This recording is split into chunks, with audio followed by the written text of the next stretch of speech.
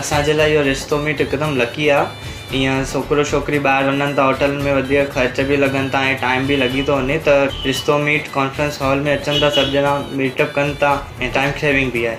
असां जीअं आयासीं, असांजो कमु थी 8 ॾींहंनि में, त हिते जेके अचनि था उन्हनि जो बि तकिड़ो कमु सुठो थी वञे ऐं सिंधियुनि जो सिंधियुनि सां थिए त ॾाढो सुठी ॻाल्हि आहे। रिश्तो.com सिंधियुनि जो सिंधियुनि सां ऑनलाइन सिंधी मैट्रिमोनी। नमस्कार, मैं राजेश दलवानी, आप देख रहे उल्लास लाइन बुलेटिन। शहर की ताज़ा खबरें देखने के लिए हमारे न्यूज़ चैनल को जरूर सब्सक्राइब करें। आपल्या सर्वांचं मी आभार मानतो, आपल्या सर्वांचं स्वागत पण करतो। या भागात आमचे सचिनजी असेल, प्रधानजी असेल, आमचे आलमजी खान असेल, रवीजी इंगळे असेल, शैलीजी तिवारी असेल, त्यांचं खास करून तुम्ही जे काही मेहनत घेतली प्रधानजी, सचिनजी, तुमचं सुद्धा खास करून धन्यवाद देतो। हितेशनं फोन केला आणि त्याला आम्ही सांगितलं का एक मेळावा आपल्याला तिकडे घ्यायचा आहे। आमचे रामदास खोत, रेखाडे, राजकुमारजी आम्ही ठरवलं का इकडे एकदा जायचं आपल्याला। आणि मी आता हितेशला विचारत होतोय का आम्ही गावात जेव्हा सभा घेतो तर 2 प्रकारचे लोक असतात, एक शेतकरी असते, दुसरा मजूर असते। म्हणजे इथे कोणते लोक आहेत तर हितेशनं सांगितलं एकतर फेरीवाले असेल नाहीतर कामावर जाणारे कामगार असणार, 2 प्रकारचे लोक असणार, बरोबर आहे। कामावर जाणारे किती लोक आहेत जे काम करतात, फक्त कामगार आहे, हात वरती करा। कामावर जाणारे बाहेर जातच नाही, महिला मंडळी जात नाही, ठीक आहे। आणि फेरीवाले किती जण आहेत ज्यांचे दुकान आहे लहान लहान छोटे छोटे? फेरीवाले म्हणजे आपण भाजीपाला लहान दुकानं विकतोय एवढेच आहे, ओके ठीक आहे। शेतकरी तर आहे काही नसत? बाहेर जिल्ह्यातून आलेले किती आहे जे इथले नाहीच आहे मुक्कामी पण बाहेरून आलेले आहे इतर जिल्ह्यातून? एवढेच लोक आले। तो असंच काहीतरी बॉटल गिटल पाण्याची विकत होत आहे आणि त्याला विचारलं, म्हटलं तू कसा काय इकडे आला, आप कैसे आए हो इधर? तो बोला हमारी जो खेती थी उसपे सबसे ज्यादा जो जानवर रहते हैं जंगली, उसने हमारी खेती का लेने के लायक ही नहीं रखी। हम सब किसान हैं, 10-10, 12-12 एकड़ हमारे पास जमीन है, लेकिन वो किसानी हम कर नहीं सकते क्योंकि जानवरों का बंदोबस्त होता नहीं। फिर मैं उसके यहाँ उनके फैमिली को मिलने गया तो वहां से 200 लोग खेती छोड़ के मुंबई में आकर बैठे। वो नहीं आना चाहते थे, लेकिन उधर किसान का बंदोबस्त करने के हेतु में उसके साथ में रहने का, उसके साथ न्याय करने का कोई सरकार वहां नहीं थी, इसलिए मुंबई, वो गांव छोड़ के मुंबई आना पड़ा। अगर आपण जे आला असन ते पोटापोटीच आले, किमान हाताने काम भेटलं पाहिजे, घरातला संसार चांगला चालला पाहिजे, याच्यासाठी आपण आल्या, काही वेगळ्या भावनेतून आपण आले नाहीये। आणि मग आपण मराठी समजतो सगळ्यांना, उत्तर भारतीयांना पण समजतंय। मित्र, कुठल्याही कोपऱ्यात जा, मरण गरीबाचंच होतं। जो जास्त मेहनत करत त्याच्या सोबत नाइंसाफी होतं आणि जो बेमानीला जगतं त्याचेच बंगले बनतं, बाकीचे बनत नाही, ही वस्तुस्थिती आहे। आम्ही जे विधानसभेत बोलत असतो नेहमी का गरीबाचं काय, 75व्या वर्षामध्ये या देशात सुखी कोण झालं? कोणाच्या घरी पैसे गेले आणि कोणाच्या घरातले पैसे गेले? कोणाच्या घरी पैसे आले आणि कोणाच्या घरी गेले? याचा थोडा रात्रभर विचार करा। ज्यानं अधिक मेहनत केली त्या शेतकऱ्याच्या घरात पैसे आले नाही, ज्यानं हे बिल्डिंग बांधली त्याच्या घरात पैसे आले नाही, ज्यानं ठेकेदारी केली त्याच्या घरात पैसे गेले। मेहनत मात्र कामगाराची होती, मजुराची होती। त्याच्यासाठी खऱ्या अर्थानं हा लढा उभारण्याची गरज आम्हाला आहे। आज दिव्यांग बांधव इथं आम्हाला दिसतं, ज्याला दोन पाय नाही, हात नाही, डोळे नाही, चालता येत नाही, फिरता येत नाही, तोंडानं बोलू शकत नाही, असे काही लोक आहेत जो आपला आवाजही सांगू शकत नाही कोणाला. माझं काय दुःख आहे ते सुद्धा सांगू शकत नाही. अशा लोकांच्या पाठीशी उभं राहणारा संघटन जर कोणतं असेल तर त्याचं नाव प्रहार आहे, बच्चू कडू आहे, राजकुमार आहे. पुऱ्या महाराष्ट्रामध्ये जातीपाती धर्माचं राजकारण करत नाही. कोण मुसलमान आहे, कोण हिंदू आहे, कोण बौद्ध आहे, कोण मराठी आहे, कोण अमराठी आहे, हा विषय आमचा नाही आहे. आमचा विषय दुखी कोण आहे, तकलीफ किसको आहे. जो दुखी असतात त्याच्याशी आम्ही नातं गोतं जोडण्याचं काम करतोय. तुमचे निळे हिरवे पिवळे काय असन, भगवे झेंडे बाजूला ठेवा, पण झेंड्याखालचा अंधार सांभाळून ठेवा, झेंड्याखालचे दुःख सांभाळून ठेवा. ज्याला दोन पाय नाही, त्याला सैन्याचे काय वेदना होतं, हा माणूस काय नाव माहित नाही, गणेश नाव किती चांगलं आहे बघा. आणि गणेश बगर पाय नसताना इथं आलेला आहे.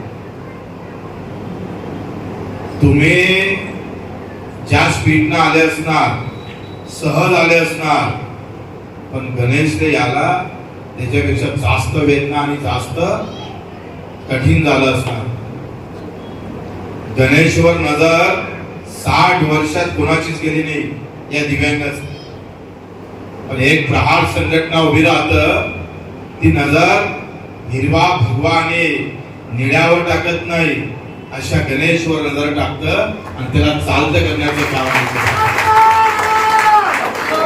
जाती धर्माच्या पलीकडे सुद्धा हे नातं आम्ही निर्माण केलं. अरे जात प्रत्येकाला चिटकली आहे, ते जन्माने येतं आणि मेल्यावरही जात नाही.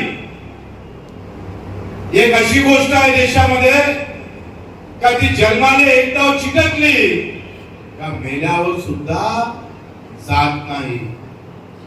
आणि वेदना मात्र तशा तडफडून कायम तशाच राहतात.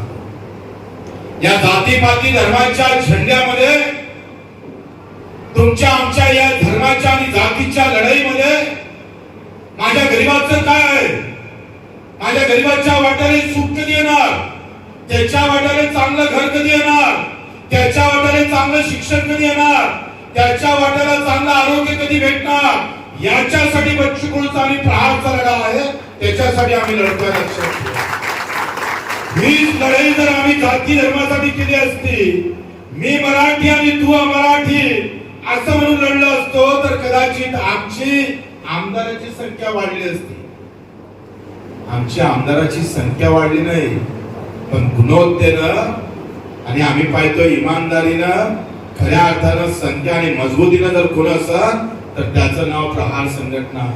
संख्या आमच्याजवळ जास्त नाही आहे, लेकिन कलदार ओरिजिनल है, क्वालिटी है हमारे पास. गिनती कम होंगी, आमदार आमचे दोनच असतात, क्वालिटी आमच्याकडे आहे. आम्ही जाती धर्माच्या पलीकडची लढाई लढतोय, खरी दुःखाची लढाई लढतोय. आणि या लढाईसाठी आम्ही गेल्या 15 वर्षापासून सातत्याने शेतकऱ्याचे आंदोलन केली, मजुराचे आंदोलन केली, कामगारांचं आंदोलन केलं. आम्ही बिल्डरला एक प्रश्न विचारत असतोय, जे 15-20 माळ्याची बिल्डिंग बनते ना, त्या बिल्डिंगवर चढणाऱ्या मजुरावर एकदा लक्ष घाल. जो 15व्या माळ्यावर जाऊन खऱ्या अर्थानं दिलेरी दाखवत असत. पैसा जरी बिल्डरचा असेल ना भाऊ, भोसले हमारे मजदूर के है, तब जाकर बिल्डिंग बनती है. एखाद्या बिल्डरले त्या 15व्या माळ्यावर चढून दाखव म्हणा, आणि तिथून एखादी बल्ली तरी रस्ती अशी दोरी तरी खिचून पहा म्हणा, शक्य नाही. छाती तो किसान और मजदूर की होती है, बिल्डरों की नहीं होती है, अधिकारियों की नहीं होती है. ज्याप्रमाणे सीमेवरचा जर आमचा सैनिक जर थांबला तर उद्या आमचं वाटोळे व्हायला वेळ लागत नाही. आमचा मजूर जर थांबला, काम करणारा मजूर हा माईक सुद्धा बनू शकत नाही. तुम्ही ज्या खुर्चीवर बसले ना, त्या खुर्चीला हात मजुराचा लागलेला आहे, कारखानदाराचा नाही लागला. उसका तो खाली पैसा लगा है और उसने कमाया भी है, लेकिन मेहनत किसकी है? तो मजदूर की है। अगर मजदूर अगर हमारा हाथ रोक देता है तो हिंदुस्तान 2 दिन में बंद हो सकता। या देशामध्ये शेतकऱ्यांना जर हाल चालवलं नाही, आपलं बी जर त्या खतात आम्ही शेतात टाकलं नाही, तर गोटे खायची व्यवस्था करावी लागेल, दगड खायची, धान्य नाही भेटणार तुम्हाला।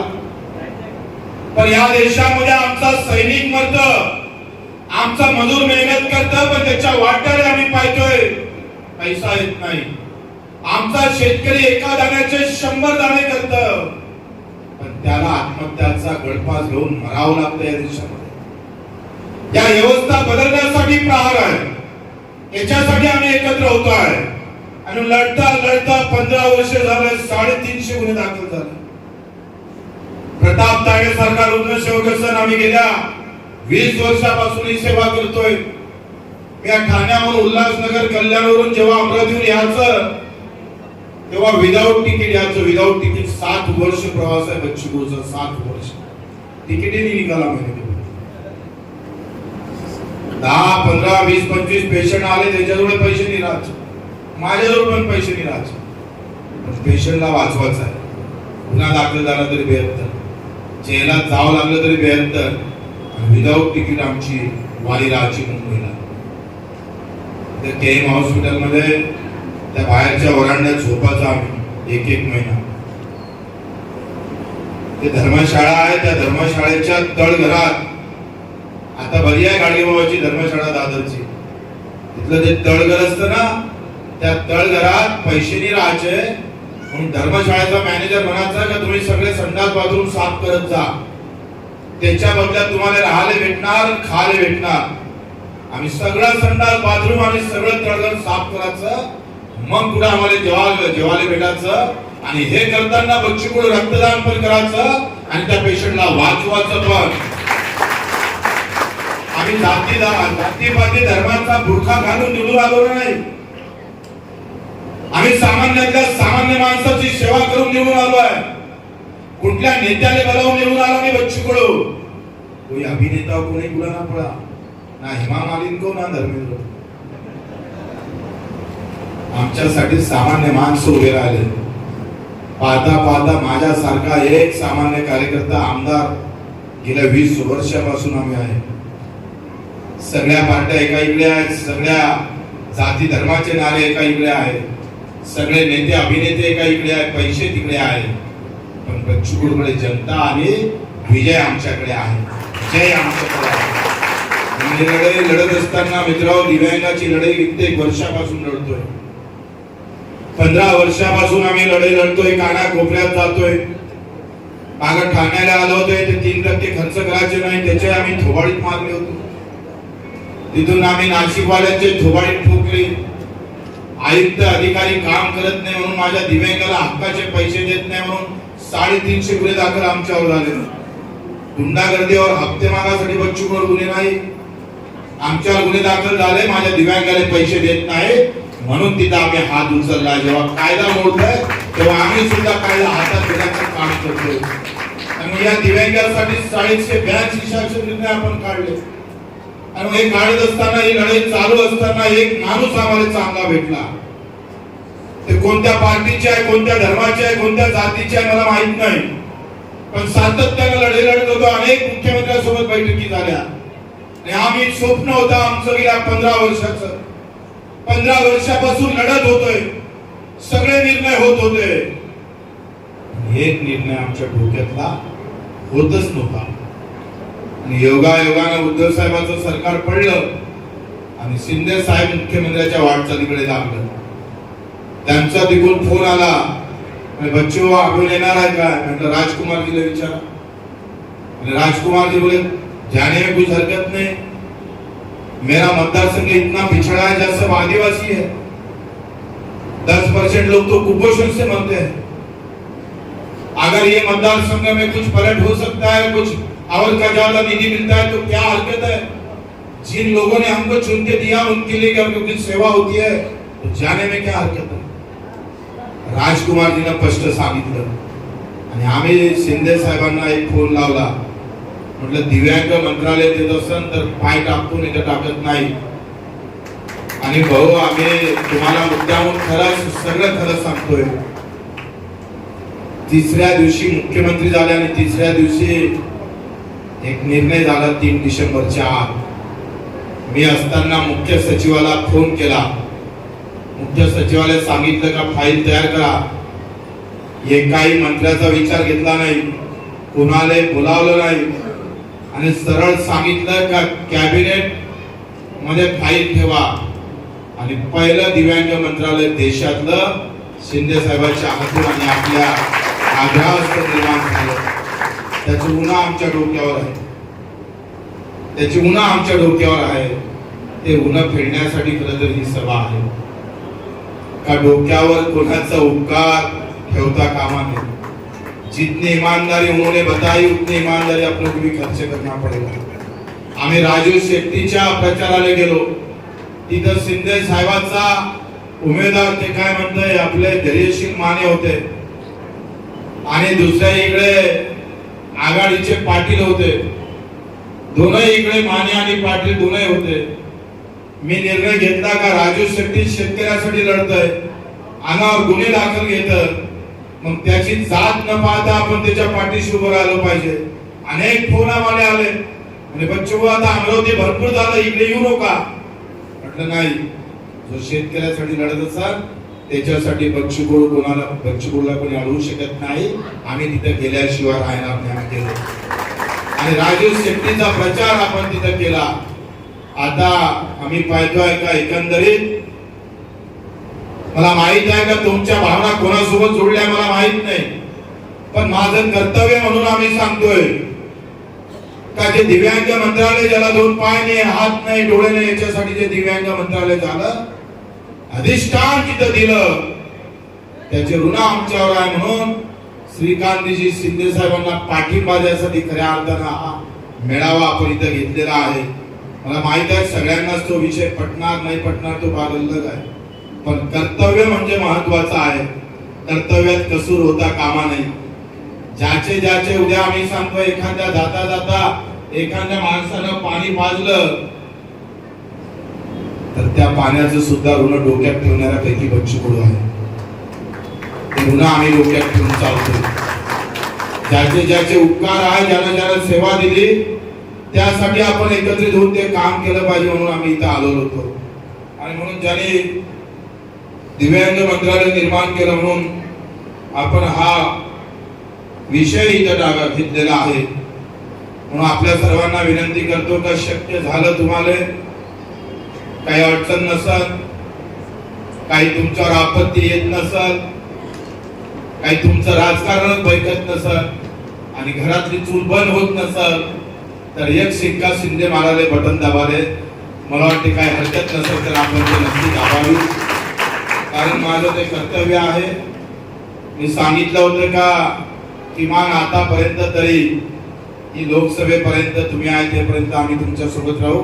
मला मंत्रीपद दिलं असतं तर मी नाही राहिलो असतो, पण मंत्रालय दिलं म्हणून राहतोय.